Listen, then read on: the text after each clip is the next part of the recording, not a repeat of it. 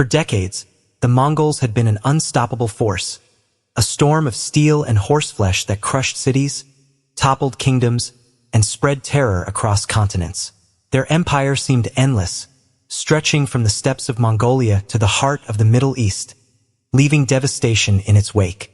By 1258, they had captured Baghdad, the magnificent 500-year-old capital of the Abbasid Caliphate, ending one of the most important dynasties of the Islamic world and sending shockwaves through all neighboring states. Hulagu Khan, grandson of Genghis, led this unstoppable tide, moving west with relentless speed. Syria had already fallen. Cities surrendered or were obliterated. Damascus, once a thriving metropolis, had capitulated, and the Mongol banners now cast a shadow over the border of Egypt, the last major power standing between the Mongols and complete control of the region. Yet Egypt's Sultan, Qutuz, refused to bow. He commanded a formidable army, the Mamluks, soldiers forged from an unusual but fearsome background. Men who had been slaves, torn from their homes as children, trained in the harshest military discipline imaginable, and transformed into elite warriors loyal only to their sultan and to each other. These were men who had mastered the horse, the bow, and the sword, trained to fight as a brotherhood that could rival the legendary Mongol cavalry in skill, speed, and ruthlessness. Hulagu's army was not merely vast. It was a living machine of war, perfected over generations. Mongol children rode horses before they could walk properly, hunted with bows as toddlers, and learned battlefield tactics as naturally as breathing.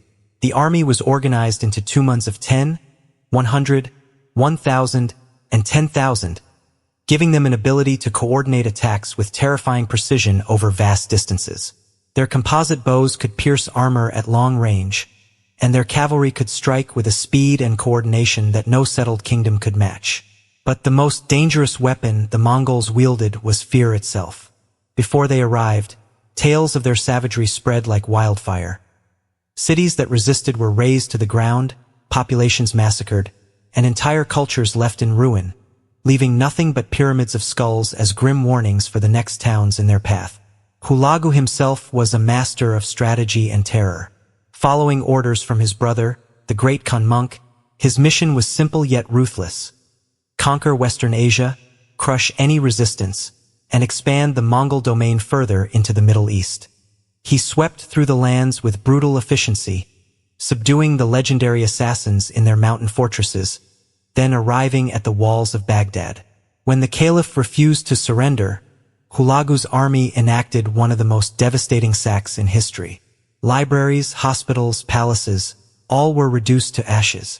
The caliph himself was executed in a manner meant to preserve ritual purity, rolled in a carpet and trampled by horses.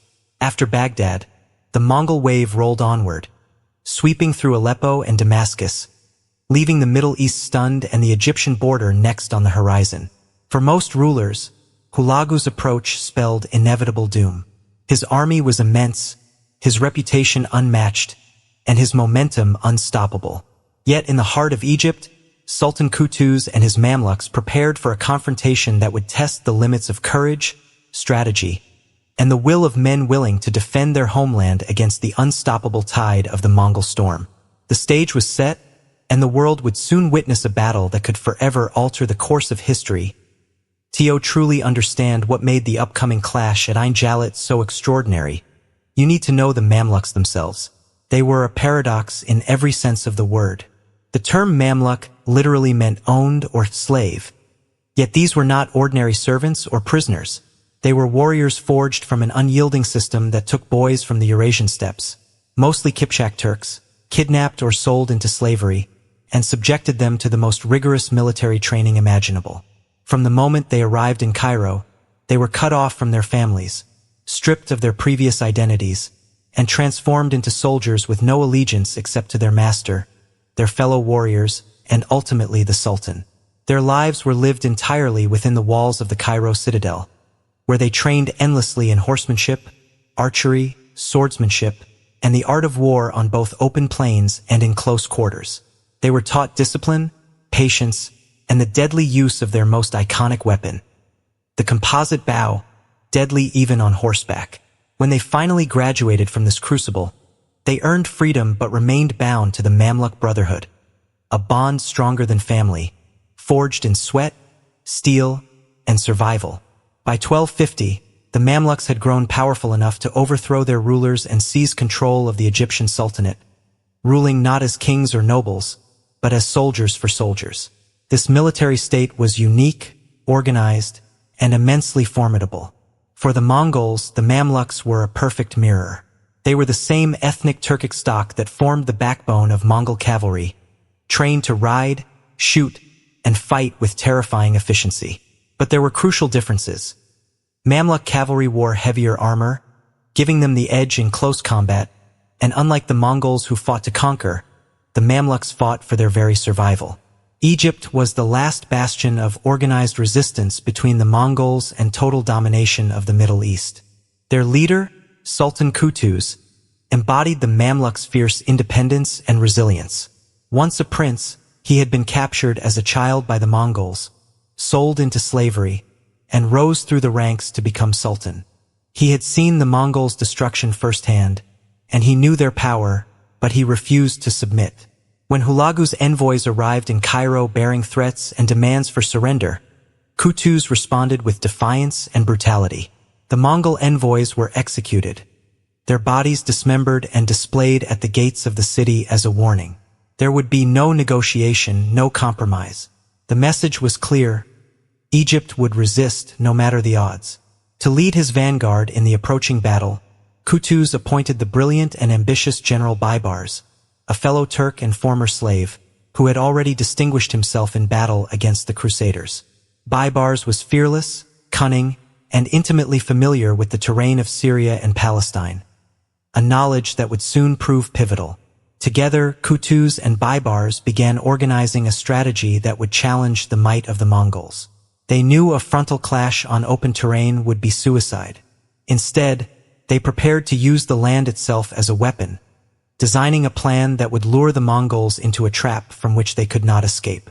The stage was set for an epic confrontation, where skill, strategy, and courage would be tested against the most feared army the world had ever seen. The coming battle at Ain Jalut would not just decide the fate of Egypt. It would shatter the myth of Mongol invincibility forever. With the Mongols pressing south and the Mamluks preparing for battle, the tension in the Levant was palpable. Hulagu's main army had returned east following the death of the great Khan Monk, leaving behind a smaller but still formidable Mongol force under the command of Kitbuka, a veteran general whose reputation for invincibility spread across Asia. Kitbuka's army was still massive, possibly 10,000 to 20,000 strong, with elite cavalry, archers, and engineers ready to continue the unstoppable Mongol conquest. Against this, Sultan Qutuz gathered his disciplined Mamluk force, now fully aware that this could be the fight of their lives. But Qutuz did not panic. Instead, he seized the initiative. He made the audacious decision to march his army north from Cairo, crossing into enemy territory rather than waiting for the Mongols to strike. It was a dangerous gamble, for the Mongols were still feared across the lands they had conquered. Yet this bold move allowed the Mamluks to choose the battlefield and dictate the terms of engagement. Through skillful diplomacy, Qutuz secured safe passage through the Crusader kingdom of Acre, whose rulers feared the Mongols even more than the Mamluks. The Crusaders allowed the Egyptian army to march through and resupply, seeing them as the lesser threat, a strategic choice that would prove critical. As the two armies converged, Baybars guided the Mamluks toward a narrow valley in the Jezreel Plain, a place known in Arabic as Ain Jalut or Goliath Spring. This location was no accident.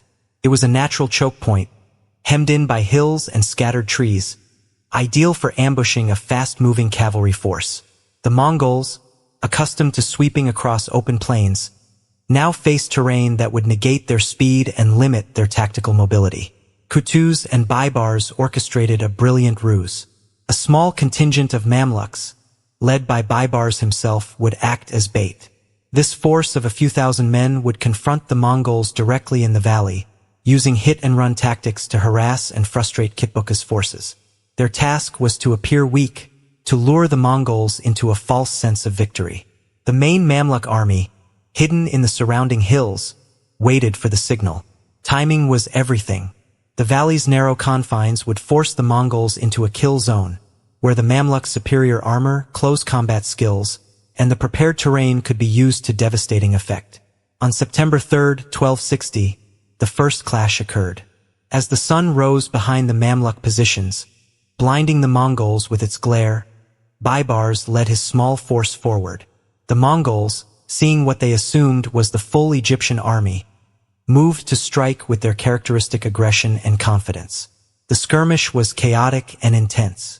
Mamluks would strike, then retreat, their attacks designed to bait Kitbuka into overextending his army.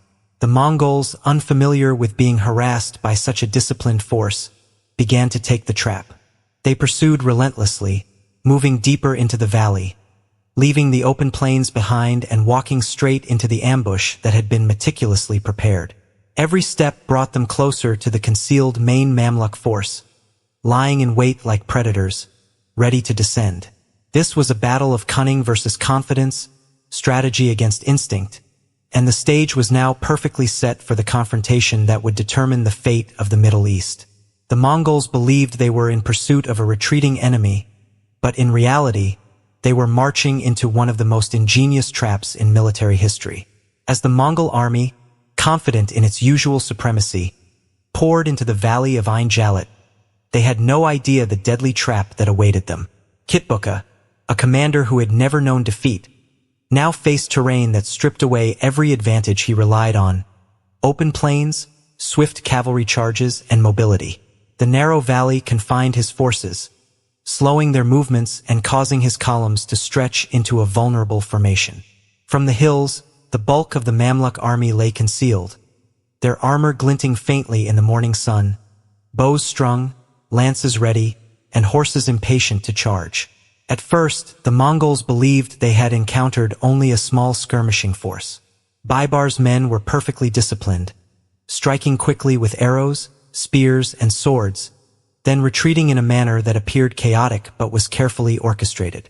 Kitbuka took the bait. Believing he could crush this force and break the morale of the Mamluks, he ordered a full advance. The Mongol cavalry thundered forward, their bows raining death, their horses charging with the terrifying coordination that had conquered continents. But the moment they reached the heart of the valley, the Mamluks' trap was sprung. From three sides, the hidden Mamluk forces emerged like a storm, crashing into the Mongol flanks. Thousands of heavy cavalry struck with unrelenting force, while archers rained arrows down into the tightly packed Mongol formations. The Mongols, trained for open battle and rapid maneuvering, found themselves trapped, compressed in the valley with nowhere to flee. Chaos erupted, horses collided, riders were unseated, and the disciplined formations of Kitbuka's forces began to disintegrate. Mongol veteran soldiers, who had never known defeat, now faced a completely unfamiliar and deadly situation. To make matters worse, Sultan Qutuz rode to the front, exposing himself to the enemy to rally his men. His battle cry echoed across the valley, inspiring his soldiers to push forward and hold the line at all costs. Seeing their leader's courage, the Mamluks pressed the attack with renewed ferocity, driving the Mongols into confusion and disarray. Kitbuka attempted to rally his men, launching a counterattack that briefly threatened the Mamluk left wing. For a moment, it seemed the Mongols might regain control. But Qutuz personally led a decisive charge, cutting through the Mongol center with his elite guards, striking fear into the enemy and breaking their cohesion once and for all. Surrounded, exhausted, and leaderless after Kitbuka fell in combat, the Mongols' famed discipline collapsed. The trap was complete. The valley that had once seemed so advantageous for the Mongols became their tomb. The Mamluks pursued them relentlessly, leaving no chance for retreat. Those who attempted to flee were cut down or drowned in the river at the valley's edge. By the end of the day, the Mongol force had been annihilated. For the first time in history, a Mongol army was decisively defeated in open battle, unable to recover, and unable to exact revenge on the Egyptians. The Mamluks had shattered the myth of Mongol invincibility. The victory at Ain Jalut sent shockwaves across the Islamic world. News spread rapidly. The unstoppable Mongol tide could be halted. Within days, Qutuz and Baibars secured Damascus and cleared Syria of Mongol occupation. Their triumph guaranteed the survival of Egypt and preserved the heart of Islamic culture after Baghdad's destruction. Yet, the story had one final, bitter twist. Despite their shared glory, Qutuz would not enjoy his victory for long. On his triumphant return to Cairo, he was assassinated in a plot orchestrated by the ambitious Baibars, who then ascended as sultan and would lead the Mamluks for the next 17 years. The triumph at Ain Jalut was a turning point. It demonstrated the power of strategy, knowledge of terrain, and unity in the face of a seemingly invincible foe. It was the day a brilliant general and a determined sultan turned the tables on the world's most feared army, proving that even the mightiest conquerors could be stopped by courage, cunning, and careful planning. The dust of Ain Jalut settled, and the battlefield bore the marks of an epic confrontation. Thousands of Mongol warriors lay scattered across the valley, their famed reputation for invincibility shattered in a single day. The Mamluks, led by Sultan Qutuz and General Baibars, had achieved the impossible. But the true significance of the victory extended far beyond the immediate carnage. The Mongol westward expansion had been stopped dead in its tracks. The Islamic world, which had watched the Mongols sweep through cities from Baghdad to Syria with terror and awe, now breathed a collective sigh of relief. Ain Jalut was more than a battlefield. It was a declaration that strategy, terrain, and unity could overcome sheer numbers and legendary ferocity. For centuries, the Mamluks had been trained as elite slave soldiers, their loyalty and skill forged through discipline and shared purpose. On that day, their training was tested to the absolute limit. Their ability to feign retreat, lure the enemy into the trap, and then unleash the hidden army with devastating effect was a masterclass in tactical warfare. Kitbuka's army had been seasoned, highly mobile, and ruthless, but they were unprepared for an opponent who turned the battlefield itself into a weapon.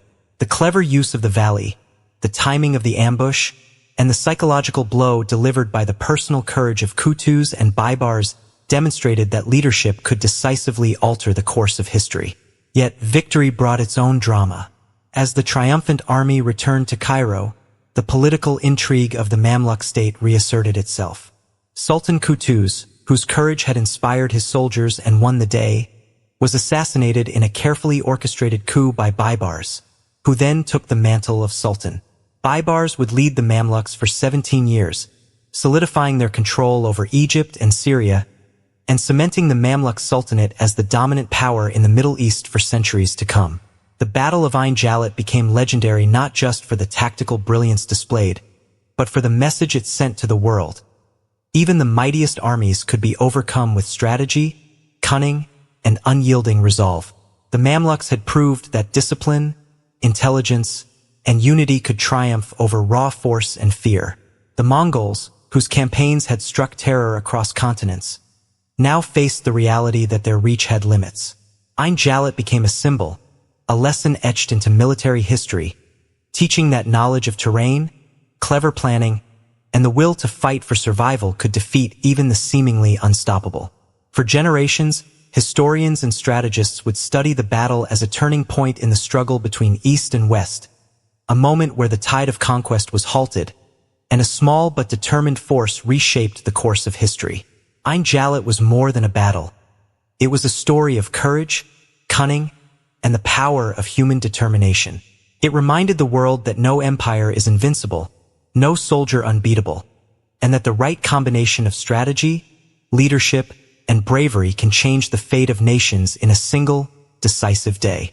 The storm of the Mongols had finally been broken, and the legacy of Ain Jalut endured, a testament to what can be achieved when intellect and courage meet on the battlefield.